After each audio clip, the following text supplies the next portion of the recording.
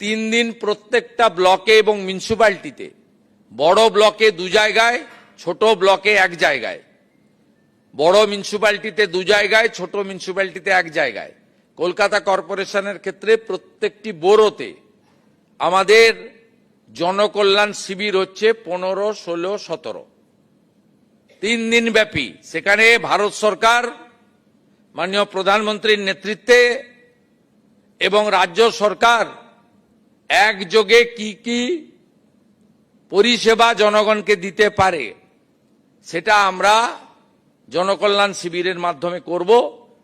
যারা বিভিন্ন স্কিমে, পিএম কিষাণ সম্মান নিধি থেকে, শ্রম দপ্তরের একাধিক স্কিম থেকে, আমাদের প্রধানমন্ত্রী সূর্য ঘর থেকে, স্বচ্ছ ভারত থেকে, রাজ্যের অন্নপূর্ণা যোজনা থেকে, বার্ধক্য ভাতা, দিব্যাঙ্গ ভাতা থেকে শুরু করে যা যা প্রকল্প আছে কেন্দ্র এবং রাজ্যের, সেখানে নাম নথিভুক্তকরণও করতে পারবেন।